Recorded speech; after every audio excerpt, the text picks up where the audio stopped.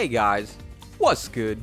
It's your boy Tacho here, and we're back for some more Fire Emblem Heroes. So this is going to be a follow-up video to a video that I made earlier. It was a top 10 5-star exclusive video where I just went over a couple of units that you definitely wanted to have at least one copy of laying around. Even at one copy, these units are going to be super helpful to anybody and pretty much just dominate without any merges or with very little skill inheritance and all that.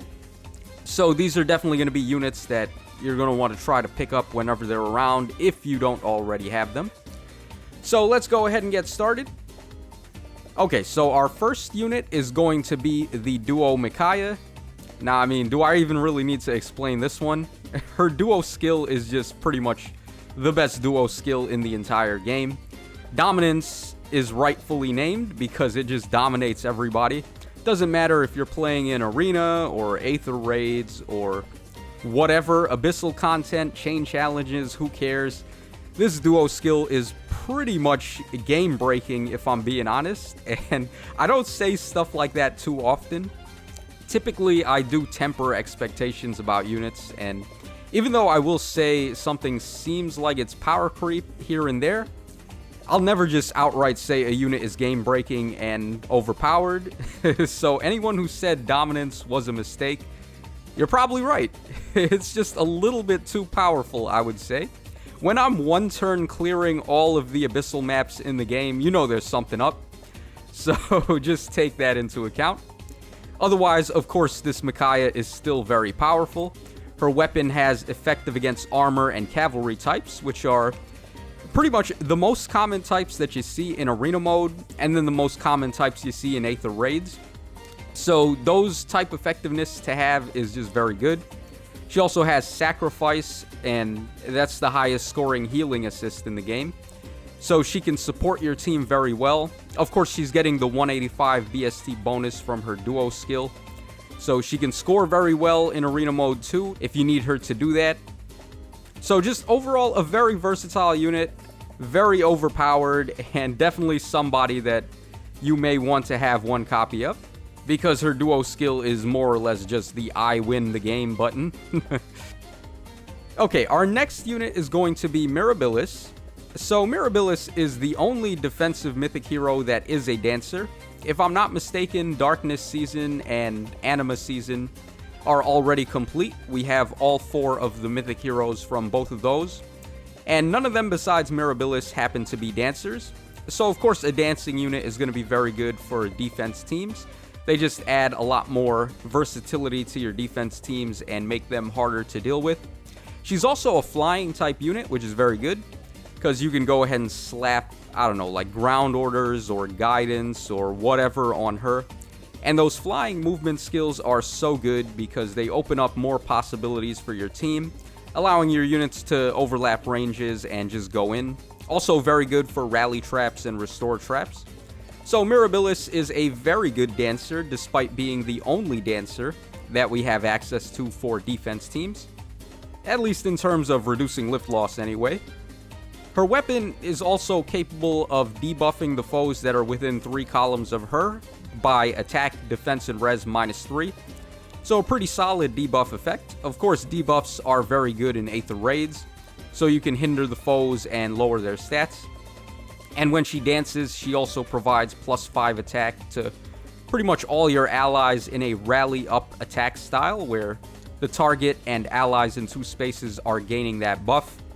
And then she's going to debuff foes within 4 spaces of the target by -5 attack.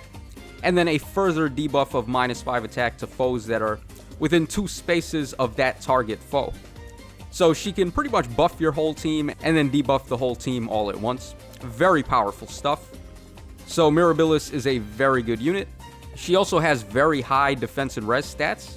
So it's very likely that she can soak in chill skills like chill defense or chill res, or maybe even a dark shrine that is fully leveled up on the foe's team. So very versatile, very good unit. Alright, our next unit is going to be Mila. Now, of course, Mila is one of the toughest offense mythic heroes to deal with. She has isolation on Mila's turn wheel, and it also has a defensive stat check as opposed to HP like we've seen on Bride Fiorm. So checking for defense is definitely a lot harder to get around because a lot of the dancers in the game just have no defense to speak of. There are a couple, and we have recently been getting a couple more, like the Dancing Eldigan that we got for free. He is one of the few dancers that can possibly avoid Mila's turn wheel. But for the most part, dancers are completely at her mercy. And the same thing, of course, with staff units that run Restore. Mila is capable of isolating them and preventing traps from being sprung. So this is very good. She also extends the turn counter by 1. So if you're trying to break all the pots and maybe 7 turns isn't going to be enough, you get that extra 8th turn to work with, which is very helpful in some situations. It's not always going to come into play, but when it does, it's definitely a very good effect to have. And her weapon, Nurturing Breath, also gives you +2 to all stats on all of your allies that are within 7 rows and 7 columns of Mila, which is just a crazy radius of effect. I mean, you may as well just say all allies on the map are going to be gaining +2 to all stats with Mila around. So definitely a very good support style weapon. And just like Mirabilis, Mila has very high defense and res. So it's possible for her to soak in chills and dark shrines for your other units to go to town. Definitely very good stuff and a very powerful unit. Alright, next up we have the Dancing Sigurd. Now this guy is the only cavalry dancer in the entire game. So already, in my opinion, that makes him very good. We don't really have any other options to use as a dancing unit on a team like a Cav line setup or something like that. So that's very good, of course. He's also the highest scoring dancer in the game, being a duo hero. Even though that's kind of a moot point for this list, because I'm not necessarily talking about the units with full merges. We're just talking about one copy here is going to pretty much get the job done. And that is very much the case with this Sigurd. He also has a very interesting duo skill, where you're capable of using reposition on all adjacent allies, as opposed to just one of them. And then from there, they can go ahead and move in, and then he can dance for some further positioning advantage. So this Sigurd is really, really good, actually. I've been using him in Aether Raids for this current season, and he dominates. Like, it's so insane. And people are thinking that he's not as good as Azura or Peony.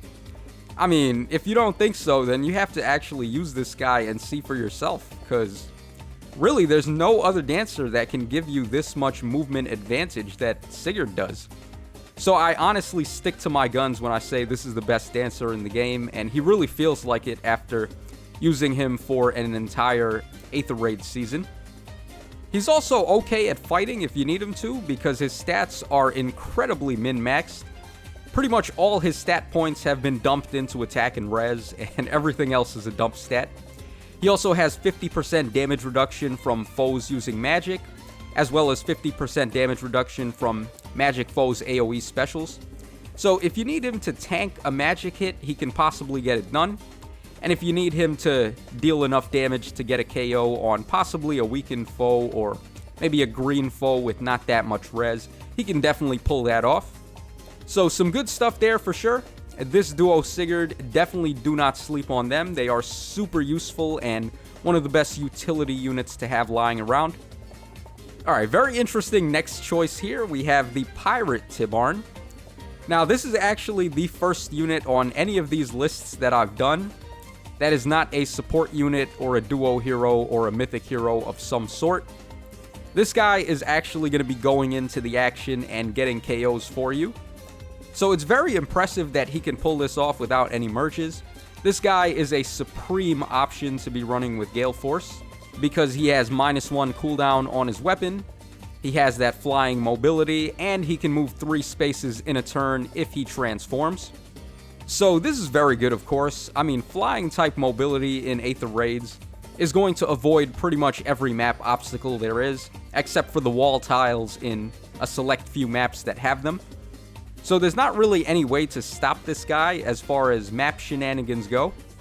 Right out of the box, he's also just built to be a god tier Gale Forcer. His weapon gives him +5 attack and inflicts -5 attack on the foes. and it also allows him to do a guaranteed follow-up if he's not adjacent to any allies. So very powerful stuff, of course. He's also coming with Heavy Blade 4 and Dive Bomb 3 right out of the box. Two perfect skills for a flying Gale Force unit to have. So you really don't need to invest in this guy whatsoever. You just pull your one copy of him and he is good to go. Even if you got shafted on Ivies, I mean, nowadays, you can go ahead and fix that with the Ivy Fruits and give him the plus attack super boon that he's destined to have. So I do think this is a powerful unit and definitely somebody that you're going to want to have at least one copy of laying around. Alright, next up, we have the Summer Byleth. So once again, we've got another duo hero on the list. Now, it's very obvious that Dominance is the strongest duo skill in the game.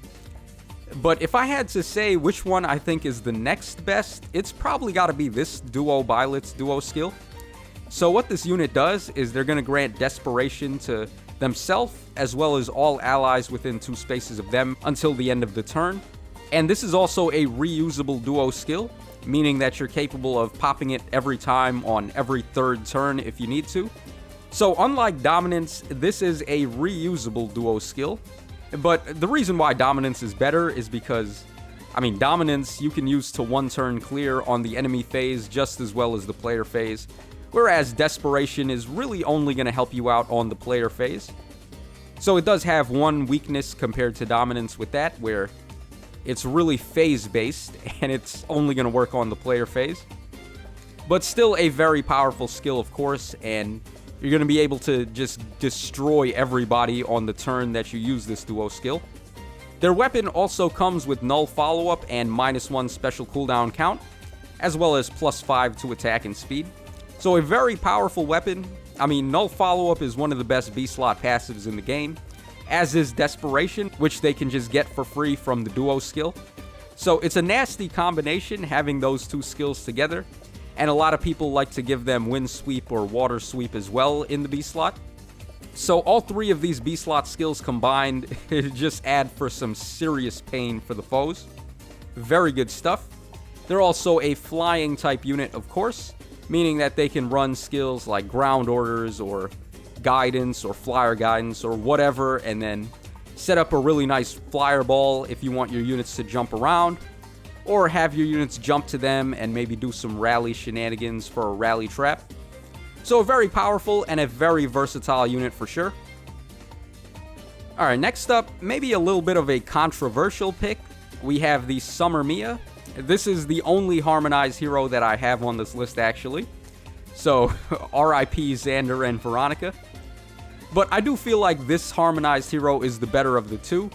They are a ranged cavalry type unit, which is very invaluable to have in that mode, because they can move 3 spaces and then attack from 2 spaces away. And of course that mode is pretty much just all about range and getting to the foes as fast as you can. As long as you can rout those thieves, then you should be fine in resonant battles, and this unit is going to be just fine for pulling that off. You don't need any merges as well, you just need 1 copy of them for resonant battles and you're fine. Even though having merges does help raise your score, it's not as important to have the merges on the harmonized heroes as it is to have merges on other types of heroes like legendary or mythic heroes, for example, in modes like Arena and Mjolnir's Strike to raise your score in there. So that is one good thing, I guess you could say, about Resonant Battles. But I'm still on Strike. Like, I'm not summoning for any of these harmonized heroes unless I really like the 2 characters that are paired up. Just because I'm sick of all these whale modes, and I don't want to support tactics like that for raising your score or anything like that. But regardless of it being Resonant Battles or not, this is still a very good unit. They are, of course, going to be very good on Cav line teams, and their weapon gives them -1 special cooldown, +5 to attack and speed, and it reduces the foe's first attack on them by 75%, which is just nuts. I mean, there's no way that you're going to get killed on the first counter attack that the foes do. And with that -1 special cooldown count, it's very easy for them to just hit twice and immediately go for a special attack.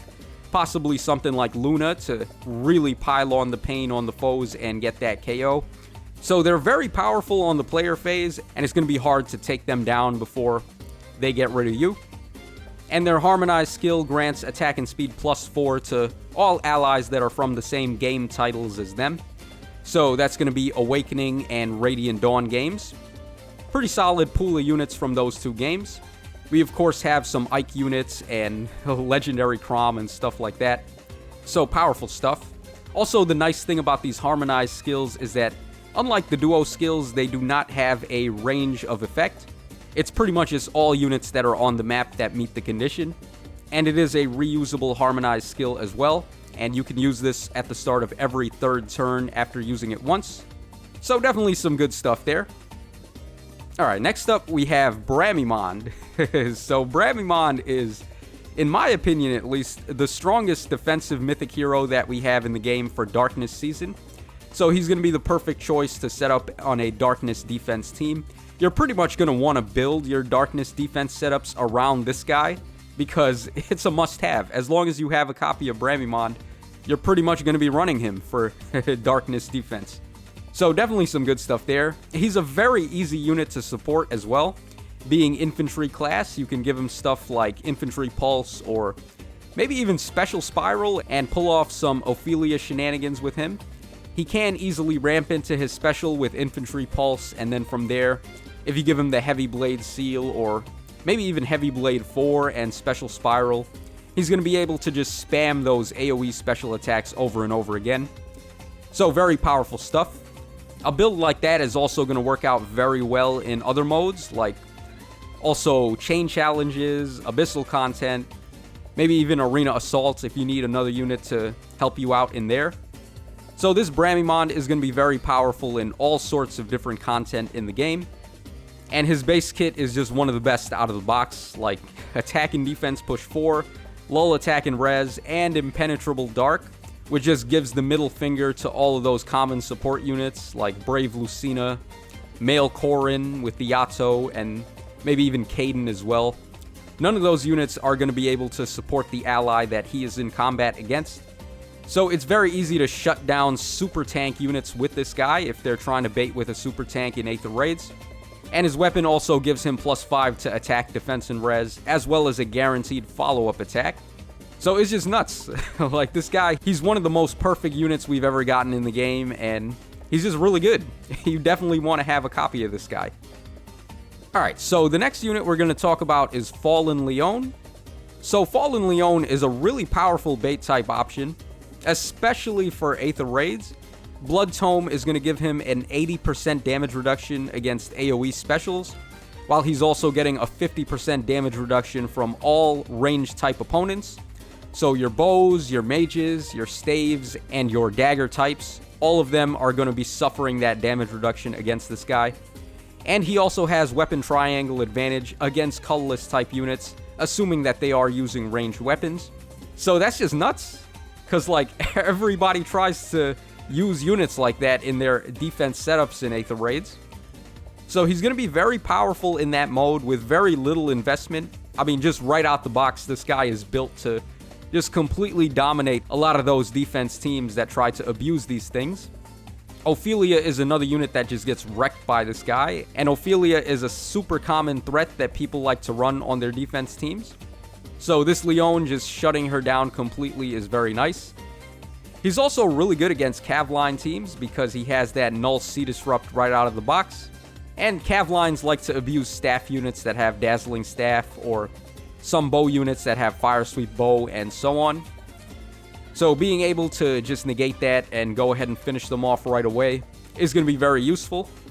And most Cavline teams are going to fall apart after turn 1, unless they're like super whaled out and they have more options that they can pull and more bulk they can give to their units.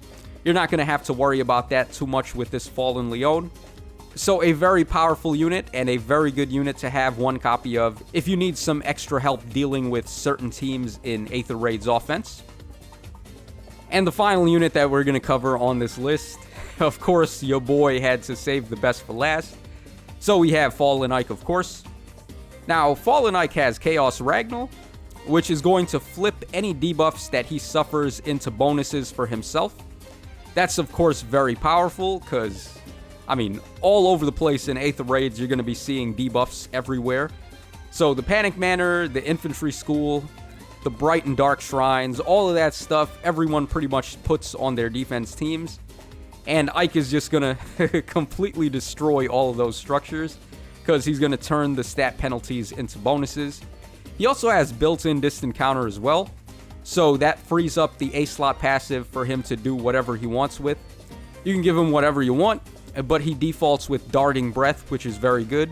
Especially good if you don't have Brave Lucina to support him, so that way he can still ramp right into his special and not have to worry. He also has Mayhem Aether, which is a 4-hit cooldown, and he can just perfectly progress right into that with Darting Breath on the foe's attack when they initiate on him. So very good stuff there. And he also comes with Repel right out of the box, so if he's faster than the foes, he's going to be able to reduce damage by 40%. And it's going to be very easy for him to do this. I mean, he's tied with Marita for the highest speed stat in the game for infantry class. So you're not going to see too many units out there that can actually outrun this Ike, especially not if he's suffered a whole bunch of debuffs. So definitely some good stuff there. And it's very hard to actually shut this Ike down. So he's amazing. Definitely a unit that you're going to want to have one copy of. I mean, I did a showcase of this guy and he completely dominated some of the most dominant blue units in there. Units like Legendary Crom, when Legendary Crom was a bonus unit for that season and he was getting bonus stats, I have no business winning against Legendary Crom with a melee red unit. Like, just think about that for a second, especially not when it's bonus season for Crom. So this Ike is the real deal. Definitely not a unit to be trifled with, and definitely a very good unit for Aether Raids. And that's going to wrap us up for my next set of top 10 units that you want to have one copy of. Definitely a long overdue video, I would say, because ever since I made that last one, we've just had an influx of crazy units come out. So I've been meaning to get this video done for a while.